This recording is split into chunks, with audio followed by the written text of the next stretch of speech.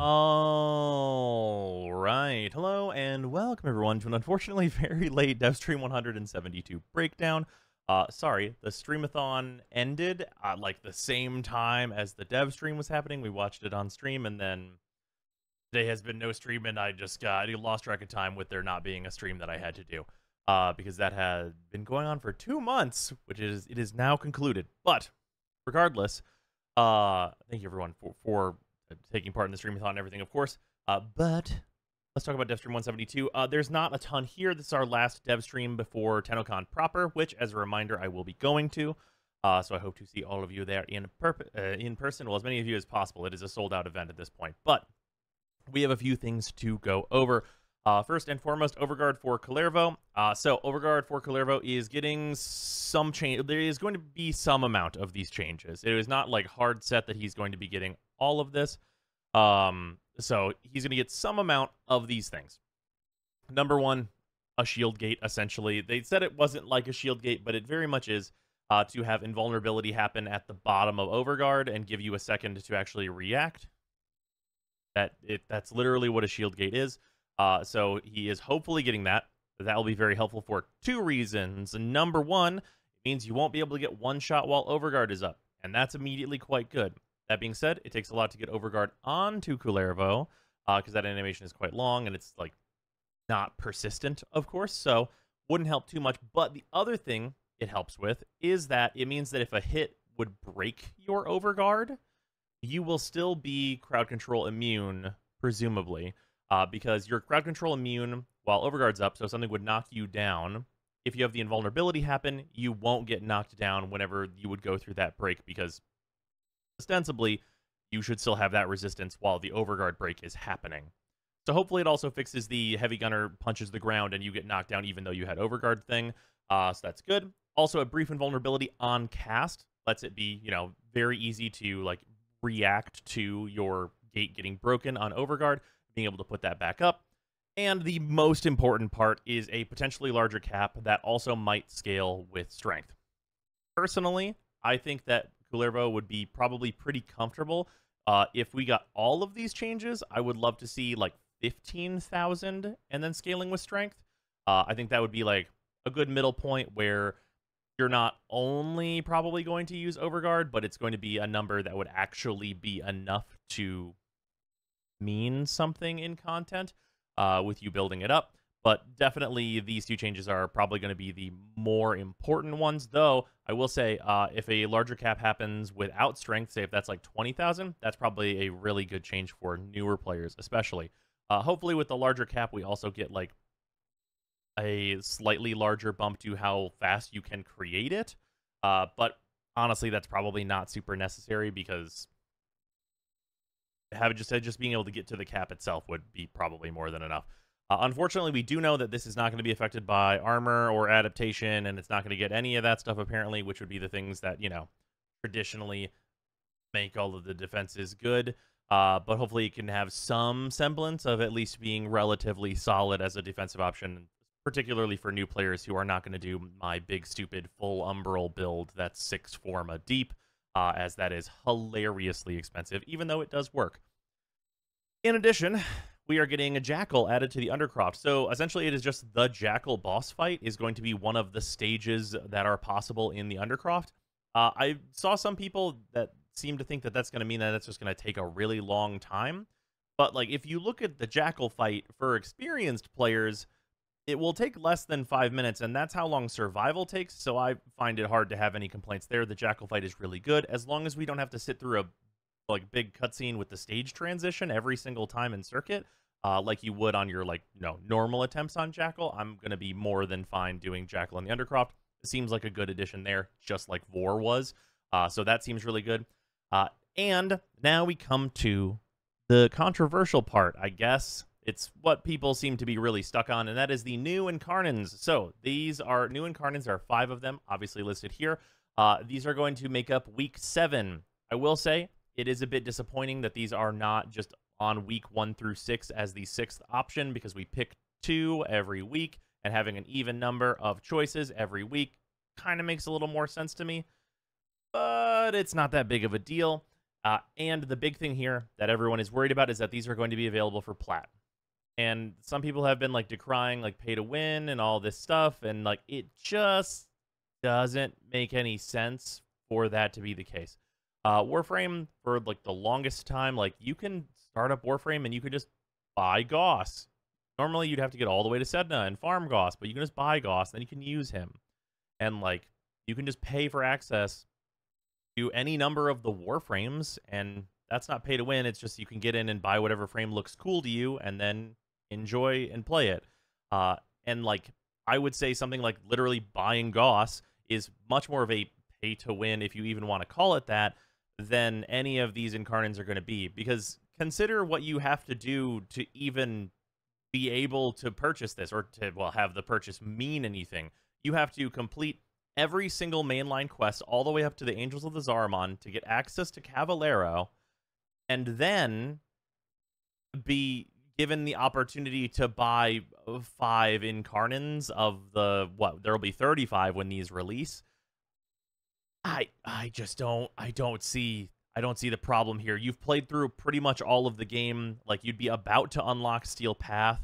But like by the time you get there, you could have accrued way more power than like is even necessary for just farming these items.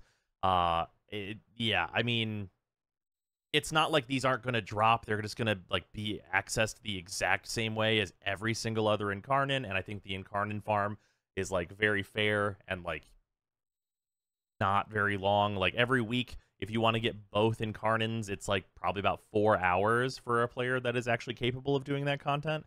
And like over the course of 7 days, I personally don't think that's very much. And if you just want one particular Incarnon, that's only like an hour. So I have a hard time finding a fault with this. Like, there are so many things in the game that you can't just buy and like you must earn, and like there's all these things like the Kuva weapons, you have to like go and get those from the liches. Like the Tenet weapons, also the same deal. Like there are all these weapons that you absolutely cannot buy, and there's all these like, you know, things that give function that you cannot purchase, like focus points, like all this stuff that like could actually be like a pay to win situation, where pay to win in this case, I would say, would be they make the farm completely unreasonable and then be like, but you could also buy it though. Like a thing that's way more guilty of that is legitimately the Necromech. The Necromech farm is awful. Like it is just like really, really bad. Like, and it's not that it's particularly long, it's just that it's horrible. Especially for where players like get to that in like the thrust of the game. So I would be more like to say that that is the worst part of Warframe than being able to buy some of the Incarnons that are available at basically end game. I think these are very inoffensive and really won't matter that people are going to be able to buy these. Am I going to buy these on day 1? Yeah, probably. Or maybe hopefully DE will give me them because I'm in the creator program or whatever. But like, that's because I have a YouTube channel that I'm going to cover all 5 of them on and tell you if they're dog shit or not. So, I like outside of that, I would just, like, if I wasn't going to make videos with them, I would just wait. Like, we all have the ability to just wait. Like, let me make the video, and then when it comes around to week 7, get the best 2. Like, I don't know. It just seems... It seems like it seems like this is how Warframe has been for like the whole time, except for they weren't doing this for the longest time. They were just releasing content and being like, there's no money involved with this at all, which is, let's be honest, not a sound business practice. And like this super fair way of doing this, I can't see a problem with. I know for like a lot of you that like understand where I'm coming from, this is probably me just droning on about it, but legitimately, people think that this is like the turning point. This is where Tencent gets us, and I think that's absurd. I think that's really absurd. So anyway, moving on, we have Argo and Vel, a new sword and shield for the Drifter, and of course earnable for Warframes as well. And also, as a note, they are working on adding the recoloring to weapons for the Drifter, so that you can have your weapons match your Drifter, or be in whatever absurd like color you want them to be while you're actually out in Duviri, which is fun and fine. Sword and Shield looks cool. Obviously, numbers testing, need to see if it's better than like the Yadun and the Siam, which are the top of the pile right now. or if it's just like a different kind of better, or maybe it's useful for fighting Kullervo or something along those lines. I'll be getting this and trying this out. And sword and shields in, for our Warframe content tend to be pretty good. So this will be an MR0 sword and shield that will hopefully be very nice for new players that want that type of weapon in their roster early on. Also, now this is a more controversial part. Wisp Prime is going to be here on July 27th. That is a month away. So that basically means that this is the Hildren is the longest Prime access ever. This has been significantly delayed, which is very unfortunate because, of course, we are all waiting for Wisp. I actually thought that they were just going to drop the Prime access on stream, but that very much did not happen. We know that she is getting a Prime trailer, and my suspicion is that the Prime trailer is what is delaying Wisp by a month, which is fine. I mean, I like the Prime trailers, and it's just kind of surprising to hear that they would delay a Prime access, as that is, like probably I would say that's like the main moneymaker for DE just in general. So a bit odd, but whatever. I think that the Wisp Prime access looks cool. The weapons are the Fallman and the Gunson, for anyone who doesn't remember. The Fallman has a huge potential to be very good, as like right now the Fallman regular goes into the Tenet Archiplasmor as like kind of the functionally same weapon, but Fallman Prime has a lot of potential to be at least right alongside that. And of course the Gunson War fans are way better than a lot of people give them credit for, so that'll probably be at least a decent melee weapon, hopefully very good. And I think the accessories in this pack are pretty interesting, with the Drifter/Operator suit being the Shadow Wizard Money Gang. And then we have 10-year anniversary Wave 2. So these are some like alert reruns of like old missions. We know we're going to get a new Gunblade skin in that. And then, of course, topping it off, the Tennocon Operator/Drifter suit, which we'll see in a second. Also, for some reason, Dog Days is returning. I know that there's like a lot of like nice rewards and like some cosmetic coolness that you can get in Dog Days, but man, I wish they would rerun an event that was more fun. I think Dog Days is just really like a miserably unfun event, unfortunately. And getting those rewards is so slow. So that's returning. Hooray. And then on a much happier note, the Tennocon Operator/Drifter suit. Very cool. Very neat. I think it looks better on the Operator than the Drifter, personally. But it is a very nice suit. The back of it has like these like buds, like the flower buds, like actually like cascading all down the back, which is pretty neat. And I think it's pretty cool. This is another one from a Liger, which is a very, very nice, as usual.